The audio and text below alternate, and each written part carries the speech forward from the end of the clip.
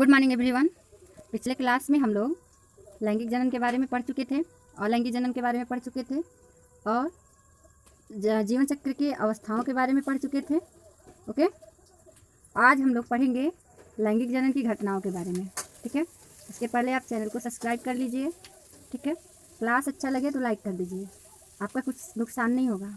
ठीक है, और फ्रेंड्स में शेयर कर दीजिएगा। ओके,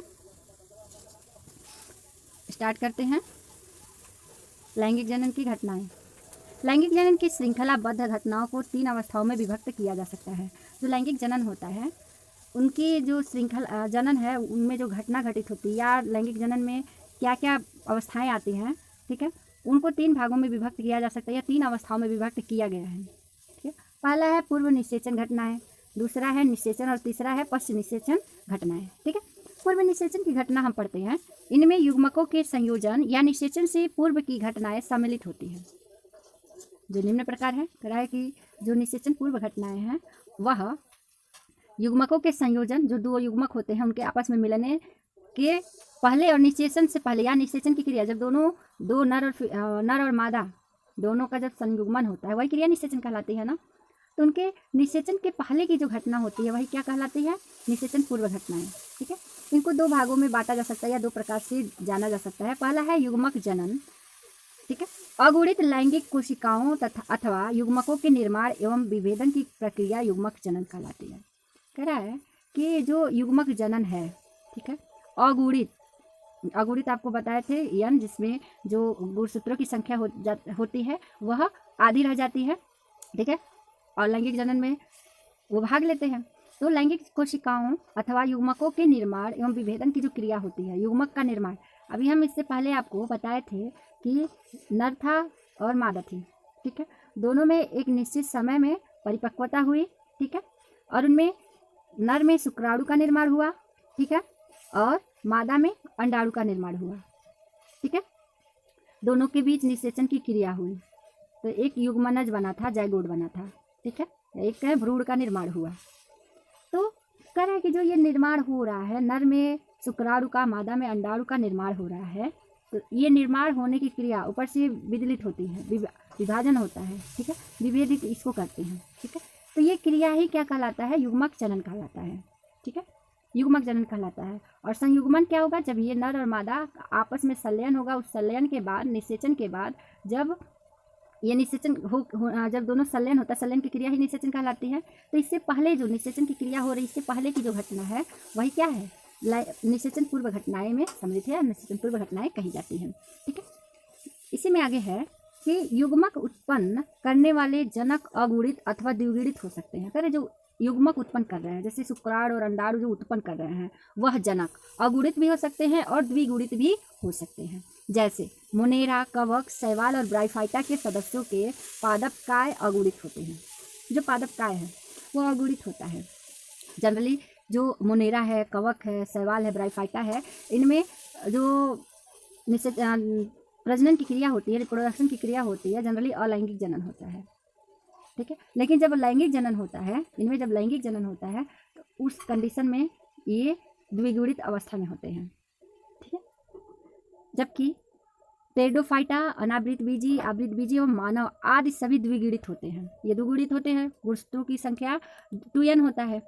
पता ही है, जब लैंगिक जनन की क्रिया होनी होती है तब ना वो n होते हैं, और दोनों मिलके n मिलके पुनः ये क्या हो जाते हैं? 2n बना लेते हैं। आपको पिछले वीडियो में समझाए भी थे। ठीक है, अर्धसूत्रीय विभाजन द्वारा द्विगुणित जनक अगुणित युग्मकों को उत्पन्न करता है। अभी हमने बताया कि अर्धसूत्रीय विभाजन जब होता है तो जो द्विगुणित होते हैं 2n होते हैं, विभाजन के बाद यह n में कन्वर्ट हो जाते हैं, गुणसूत्रों की संख्या आधी रह जाती है। ठीक है, जिससे गुणसूत्रों का केवल एक समुच्चय उपस्थित होता है। अभी बताया हमने। जैसे मानव में अर्धसूत्रण के पश्चात युग्मक में अगुणित 23 गुणसूत्रों का समुच्चय होता है। ठीक है, मानव में टोटल गुणसूत्र कितने होते हैं? 46। जब इनमें लैंगिक जनन होना होता है या युग्मक का निर्माण होता है, जब शुक्राणु या अंडाणु का निर्माण होता है, तो इसमें इनमें गुणसूत्रों की जो संख्या होती है वो n हो जाती है। n का मतलब अगुणित हो जाती है, अगुणित का मतलब ये 23 गुणसूत्र इनमें हो जाते हैं, 23 मादा में और 23 नर में। ठीक है, और दोनों मिलकर पुनः 46 गुणसूत्र बना लेते हैं। नेक्स्ट है युग्मक स्थानांतरण। अब यहाँ तो युग्मक का संयुग्मन हो रहा था, युग्मक युग्मित हो रहे थे, ठीक है। अब यहाँ कह रहा है कि इस युग्मक का स्थानांतरण कैसे होता है। तो ब्रायोफाइटा व टेरिडोफाइटा में प्रायः युग्मकों के स्थानांतरण हेतु जल आवश्यक होता है, जबकि आवृत बीजियों व अनावृत बीजियों और आवृत बीजियों में परागकण के स्थानांतरण के लिए, जैसे कह रहा है कि जो ब्रायोफाइटा है और टेरिडोफाइटा है, इनके युग्मकों के स्थानांतरण के लिए जल की आवश्यकता होती है, ठीक है। इनके स्थानांतरण के लिए किसकी आवश्यकता होती है, जल की आवश्यकता होती है। जबकि जो अनावृत बीजी हैं, आवृत बीजी हैं, उनके स्थानांतरण के लिए या परागण हेतु विभिन्न बाध्य स्रोत उपस्थित होते हैं, जैसे कि वायु, जल, कीट आदि की आवश्यकता होती है। जंतुओं में युग्मक स्थानांतरण मैथुन पश्चात वीर्य सेचन से होता है। अरे जो पादप हैं, टेरिडोफाइटा और ब्रायोफाइटों को छोड़ के, क्योंकि उनके स्थानांतरण के लिए जल की आवश्यकता होती है। बाकी जो हैं आवृत बीजी हैं, अनावृत बीजी हैं, जिनमें जो पुष्प फल होता है, नेकेड होता है। अनावृत बीजी हैं, जिनमें फल के ऊपर आउटर कवरिंग पाया जाता है, बीज आवरण पाया जाता है, वो आवृत बीजी है। आपको पिछले क्लास में बताए भी थे। इनके लिए बहुत से स्रोत है, जैसे कि वायु के द्वारा, जल के द्वारा, किसी कीट पतंगों के द्वारा इनका जो स्थानांतरण है परागकण का वो हो जाता है। जबकि जो जंतु हैं जिनमें लैंगिक जनन की क्रिया संपन्न होती है, उनके युग्मक का स्थानांतरण जो होता है वो मैथुन की क्रिया के द्वारा होता है, ठीक है। वीर्य जो उनका निकलता है, जो स्थानांतरण होना होता है शुक्राणु का, वो फीमेल में मैथुन क्रिया के द्वारा जाता है, ओके। नेक्स्ट है निषेचन। इसके पहले हम लोग पढ़े कि निषेचन पूर्व की घटना, निषेचन पूर्व की घटना थी। अब आते हैं दूसरा स्टेप है निषेचन। नर तथा मादा अयुग्मित युग्मकों के संलयन को निषेचन कहते हैं। निषेचन के परिणाम स्वरूप द्विगुणित युग्मनज बनता है। अभी हम पीछे भी बताए हैं, यहाँ भी बता देते हैं कि जब नर और मादा का संयुग्मन होता है, ठीक है, संयुग्मन होता है तो एक युग्मनज का जाइगोट का निर्माण होता है, जो कि कैसा होता है, 2n होता है, मतलब द्विगुणित होता है। ये दोनों कैसे थे, अगुणित थे, और ये कैसा बना, द्विगुणित बना, ठीक है। अब ये भी कई प्रकार के हो सकते हैं, जैसे कि बाह्य निषेचन भी हो सकता है और आंतरिक निषेचन। मुख्यतः जो निषेचन की क्रिया होती है 2 प्रकार की होती है, एक है बाह्य निषेचन, दूसरा है आंतरिक निषेचन। इस प्रकार का निषेचन जीवों के शरीर से बाहर होता है। यह मुख्यतः जलीय माध्यम में ही होता है। उदाहरण अस्थिल मछलियों, उभयचरों, अधिकतम शैवालों में और ब्रायोफाइट्स, कवकुक तथा टेरिडोफाइट आदि में इनका जो निषेचन का क्रिया होता है वह शरीर से बाहर होता है। आपको एग्जाम्पल भी बताए थे, जो मेढक होते हैं आपने देखा होगा। आपको पिछले क्लास में सारा डिटेल से बता चुके हैं, इसलिए फास्ट इसको बता रहे हैं। आंतरिक निषेचन, इस प्रकार का निषेचन जीवों के शरीर के भीतर होता है। यह निषेचन साधारणतया सभी स्थलीय जीवों, अनावृत बीजियों और आवृत बीजियों में पाया जाता है। सभी प्राणियों तथा बीज रहित भ्रूणीय पादपों में नर युग्मक गमनशील होता है। बीज युक्त पादपों में नर युग्मक अगतिशील है, ठीक है। बीज युक्त पादपों में जो नर होता है, नर युग्मक होता है, वो अगतिशील का मतलब गतिशील नहीं होता, नॉन मोटाइल होते हैं। और पराग नली जो पॉलन ट्यूब होता है के विकसित होने पर ही मादा युग्मक तक पहुँचते हैं। विकसित होने होगा, यहाँ होने पर, होते लिख दिए हैं, इसको आप बना लीजिएगा। विकसित होने पर ही मादा युग्मक तक पहुँचते हैं, ठीक है। इतनी बातें समझ में आई, ओके। नेक्स्ट देखते हैं। आंतरिक निषेचन समझ लिए होंगे कि जब भी पूछे बाह्य निषेचन के बारे में पूछे तो आप कहेंगे कि यह इस प्रकार की निषेचन में जो निषेचन की क्रिया होती है जीव के शरीर के बाहर होती है, और आंतरिक निषेचन अगर पूछे तो निषेचन की क्रिया जो होती है वो शरीर के अंदर होती है। नेक्स्ट है निषेचन पश्च की घटनाएं।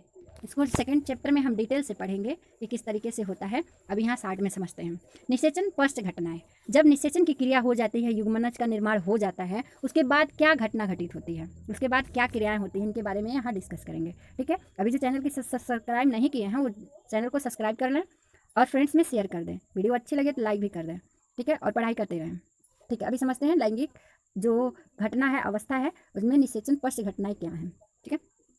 जैसे लैंगिक जनन में निषेचन के पश्चात होने वाली घटनाओं को निषेचन पश्च घटनाएं कहते हैं। अभी बताया कि जब लैंगिक जनन हो जाती है तो अभी निषेचन नहीं हुआ होता है, तो उसके पहले कई प्रकार की शारीरिक बदलाव आते हैं, चेंजिंग आते हैं और युग्मक का निर्माण होता है, ठीक है। उसके बाद निषेचन की क्रिया होती है। अब निषेचन की क्रिया हो जाने के बाद भी कुछ घटनाएं घटित होती हैं, तो जो लैंगिक जनन में निषेचन के बाद जो घटनाएं घटित होती हैं उसी को निषेचन पश्च घटनाएं कहते हैं, जिसमें युग्मनज निर्माण एवं भ्रूण का विकास, भ्रूणोद्भव प्रमुख घटनाएं होती हैं।